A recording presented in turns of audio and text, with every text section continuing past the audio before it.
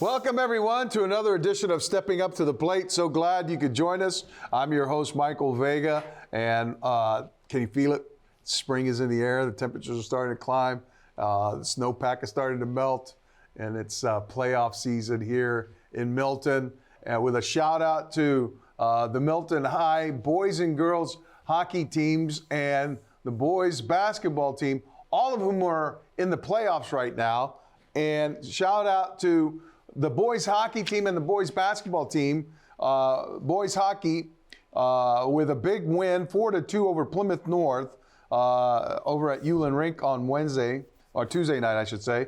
And they advance now to the first round against Newburyport. So the Milton boys seeded 6th in the Division II tournament, and they will face Newburyport, the 11th seed, on Saturday, March 1st.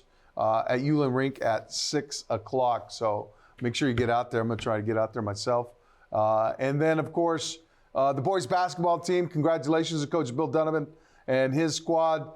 They got in the preliminary round with a huge win over Bay Path, 52-48.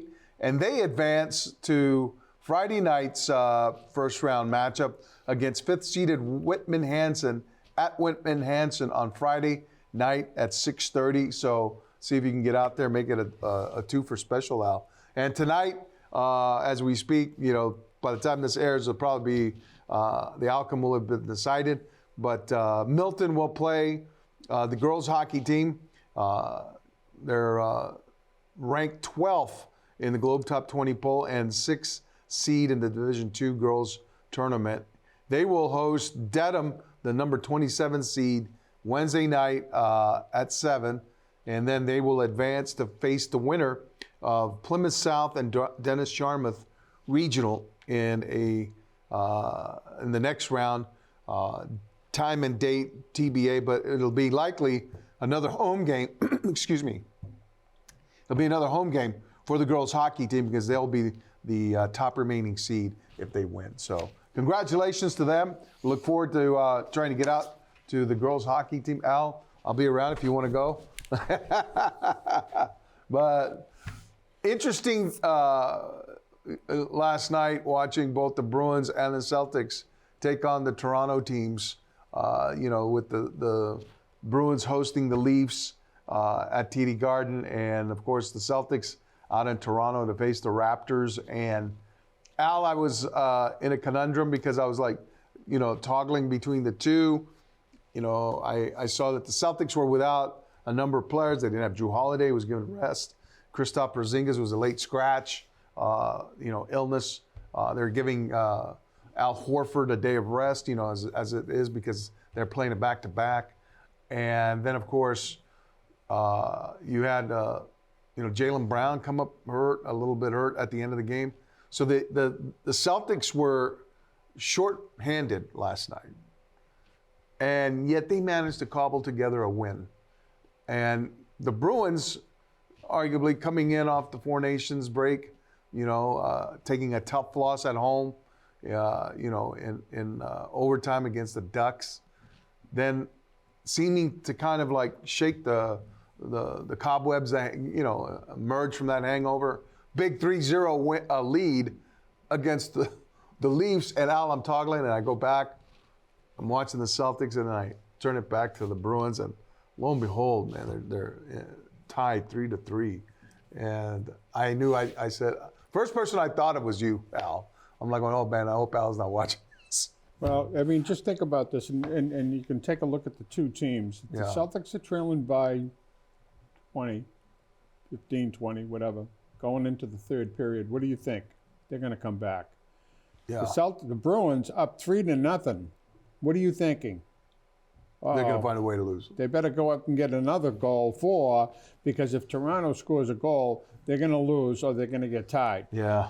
25 times they've had the lead going into the last minute of play. 25 times they've been scored on. Yeah. I mean, this is almost like a script. Right. They've played 59 games, and 25 of them they've lost in the last, tied in the last minute. So the most they're going to get out of that is a point. Now, if you look at the Bruins and you look at the Celtics, it's well, I'll use Dickens. It's a tale of two cities, okay? Because you have the Celtics that are deep. Everybody contributes. You have the Bruins who have 4 lines and only 2 of which contribute. If you look at the top line, you got Pasternak with 30 goals. Don't forget, he started the season having trouble scoring. Right. He's got 30 goals, and Geeky's now got 19. He had 18 last year, which is the most he's ever scored. So he's got 19, and we've got 20 games left or so. So you're talking about a kid that could, if he gets 5 more goals, end up with 25 goals. Oh. And then you've got on the second line Marchand, who's got 21 goals, and that's it. Right. His teammates can't set him up because he works for his goals. That goal he scored last night was off of a Pasternak shot that he rammed back in. Yes. Okay? Yeah. So then you look at it, and then you've got all of this. I use the term flotsam because it's just stuff that's floating on the surface. And good word. I hate to say it. Very good word. Flotsam and jetsam. It's basically Charlie Coyle, who couldn't score in an open net. I like the kid and everything. I think he's a hard worker and everything like that. He's but tough he on the can't puck. score on a team that needs a scorer. You've got Pavel Zacha, who works well with Pasternak, but that's about it. He's another kid, fifth player in the first round pick that's never lived up to his expectation, except when he's on a line with Pasternak. With Pasta and Geeky. Everybody else on that team you don't even know if they played. Right. And then they lose McAvoy and they lose Hampus for the year, probably. He had a fractured tibia. So he could be out for the year. I don't think he's coming makes the Bruins sellers, in my opinion. And when I say sellers, nobody's going to want Marchand for 1 year unless they're trying to win the cup this year. Okay? Because he's 36 years old. So he'd be basically a rental, short-term rental. Yeah. I mean, what are you going to get for him? Probably nothing. So I think he's an untouchable. He's a Hall of Famer. He works hard every night. No doubt. If you look at the goaltending, Swayman has been a bit, in my opinion, a disappointment. He let 2 goals go. Now, they were great shots. They were high up into over his shoulder and everything. But got to make one of those saves to keep your team going. Yeah. He doesn't. The other kid, 6'4", 250-pound goaltender, whatever for standing Toronto, on his head, made a couple of saves, huge saves. Yeah. But the Bruins, it's an interesting thing to watch because it's. And I hate to use the word a script. It's almost like it's written what they're going to do. One, they go up, they can't get out of the zone. They miss shots. Marchand came in with a great opportunity, and he fanned on the shot. He picked up his own fan, and the goaltender made the save. Yeah. And I feel bad for Sacco because, oh man, this team. If you take those 25 games that they were ahead in the last minute, okay, and they win half, 10 of them. They're in the playoffs, Al. They're in the playoffs. They're in the playoffs. And you know what?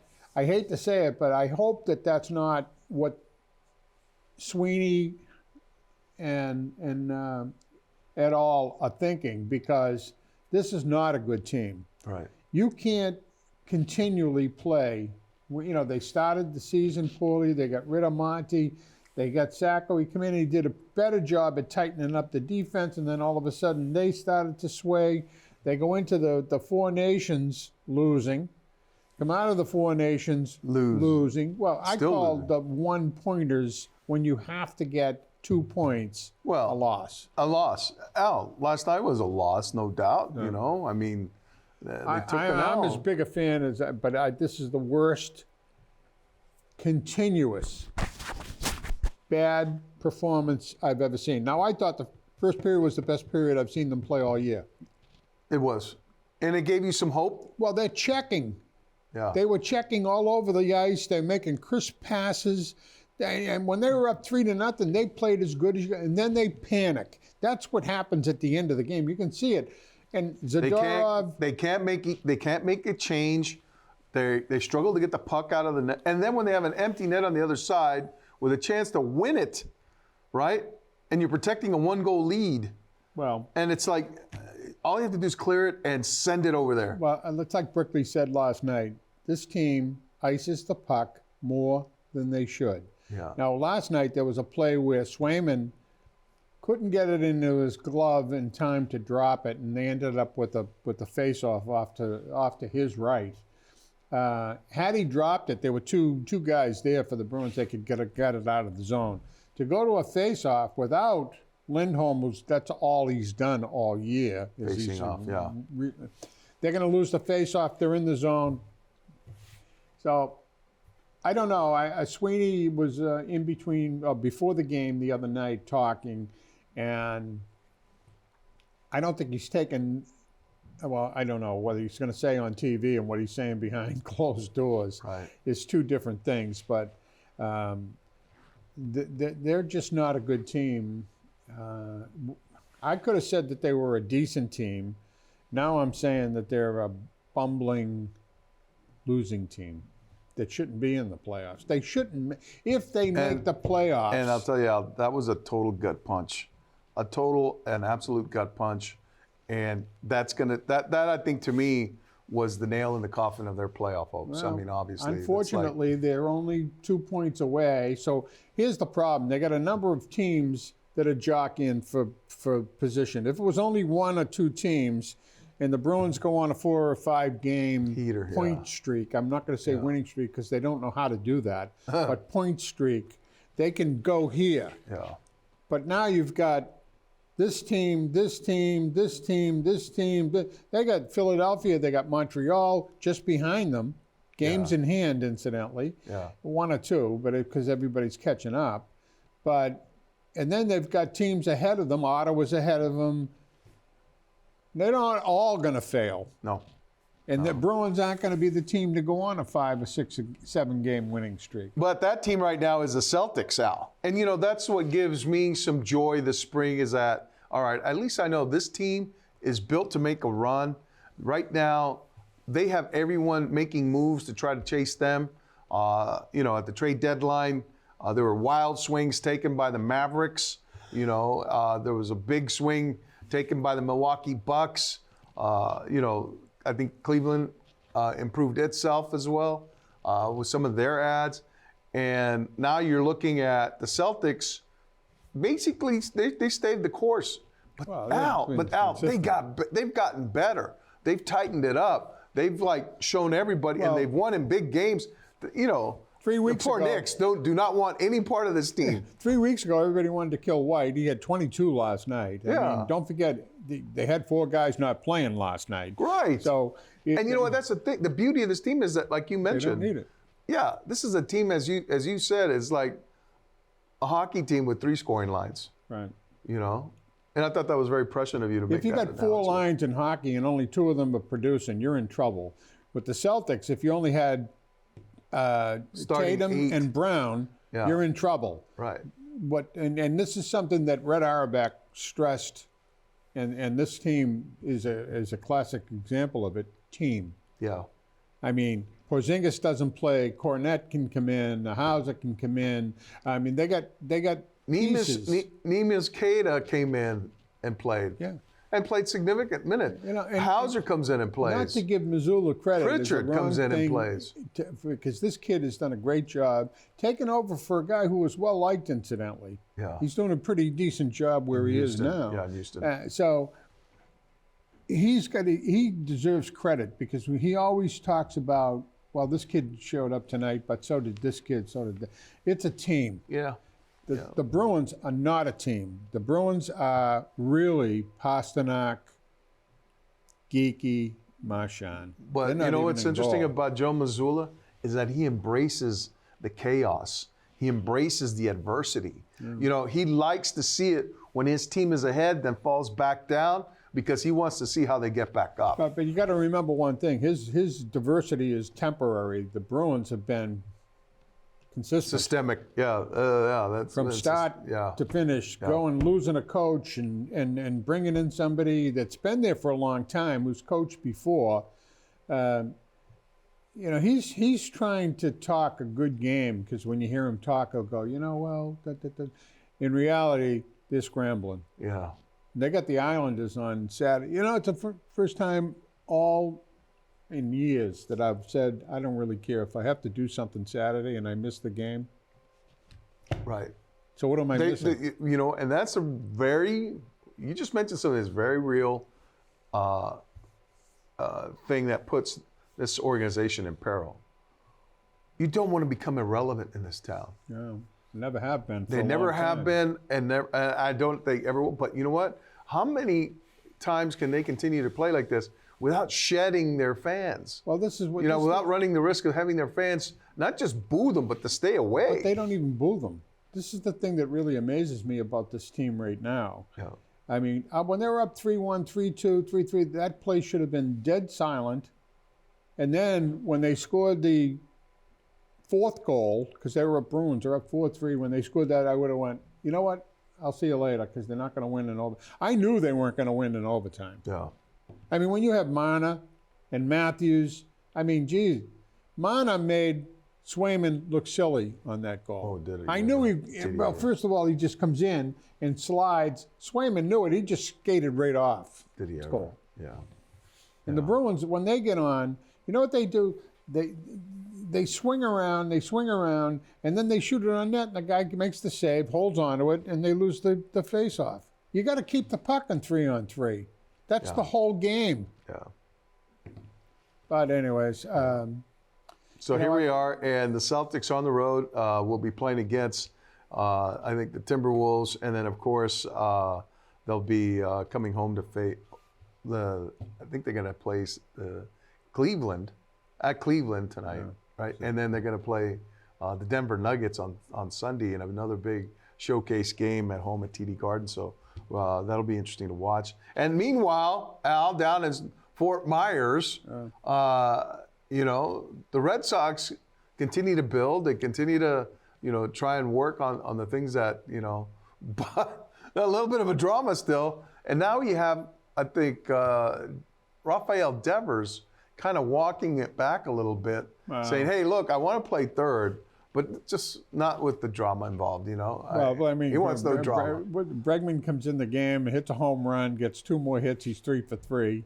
Everybody knows he's a better defensive fielder than Devers. Right. Devers got to be careful because he's a little out of shape. He's not a great hitter. He's way out of shape. He's a home run hitter more so than Bregman, but not much. So, you know what? I'm more interested in watching the kids than I am, because in Roman Anthony, Christian Campbell. He had a nice hit the other day. I mean, right through the hole, but. Those are things that you need to see. He knocked in a run with it. The Sedan Rafaela need to start thinking about becoming an Sedan infielder. Rafaela has got a very high side to him. I mean, he for a little guy, he hit a home run the other day. Pretty good. Oh, he's got power. No, he's got unbelievable. He's not a big guy, which means that he's got good bat speed, basically. He's got surprising deceptive power. So they've got a lot. Actually, they're the antithesis of the Bruins. The Bruins have a lousy team and they have a lousy farm system. The Red Sox have a better team and they got a pretty good farm system. Yeah. So when you look at the two of them, if I was to say, give me 3 years from now, who's going to be the better team? I would say there are more people right now coming out for spring training than there were. I said the Bruins are a question mark over the next 2 to 3 years. The Red Sox are definitely trending this way. Yeah. And I think the Patriots are trending this way. I think the Celtics have been up there and don't need to be trending. Let me put it this way. Yeah. The Bruins are the team that in Boston that most people have liked that's going this way. Right. Sad. Yeah. Sad to watch, in my opinion. And now that we have the NFL Scouting Combine in full force, Al, it's one of the holy holidays in the NFL next to the draft as it's leading up to that, with the Patriots looking like they're going to be making some moves. And Mike Vrabel going in front of the media saying, you know, we're going to be aggressive in free agency. Of course they are. They're going to have $120 million in cap space, and that's precisely what they need to do. And I think, you know, Vrabel's the kind of guy who's going to say, okay, we need to do this, this, and this. Well, And I think Sunday's going to be the to, big day because it's the offensive line. correct. That's the big day. Yes. But, And I think that's what he's knows? pointing that we need to fix that. Yeah. We need to fix that right away. I think he's going to be fine. I think he's a football guy, Right. where the other guy was a football player. Well, so was Vrabel. Vrabel played. You know, I'm saying, but Vrabel also was a player. He was a coach. He fits the bill, whereas Mayo was a player. Yeah. Never coached. Yeah. Okay, this kid's got a lot of people that he knows throughout the league. A lot Moxie. of He's talent. got a lot of coach. Well, and it's funny that you mentioned that. Bigger guy that than even ever. when he was playing out, his teammates on the Patriots could see that this guy was going to be a coach. Yeah, well, he doesn't have the easiest personality, from what I understand. Well, you I know, don't know that for a fact. I don't know. When you're a coach, it's not, you know, you got to be able to coach guys hard, you know, and they got to respect that. Yeah. And I think, you know, who has that in spades is Dan Campbell and the Detroit Lions. He coaches his team hard, but he loves them harder, you know, and they know that. And you know what it is? It's authenticity, Al. And I think that's what Vrabel brings to the job. He brings a certain amount of authenticity. He brings, you know, veritas and knowledge and experience and confidence, Al. Yeah, confidence. I mean, if you're a first, second year player, you look at Vrabel and say he can help me. Yeah. You know, and the people around him that he's brought in are going to help me. Yeah. And that's all coaching is. I mean, they're not playing. Right. They're looking at the talent and saying, I'm putting the best player into those positions, or helping the person say, here's where you're a little weak. This is what you need to do. Yeah. Or you're not going to play. It's pretty simple. Yeah. Simple meaning, don't get me wrong, it's not an easy job, but I mean, it's simple meaning these coaches know where their weaknesses are. They know the offensive line is in trouble and they need to shore it up. And I think they're fully aware of that. With that kind of cap space, you can go about fixing some of these holes through free agency. Yeah. You know, going out and get a number one receiver, top flight lineman. When I look at Ramondre, I'd say to him, don't run like this. Yeah. You know, run a little more in. Yeah.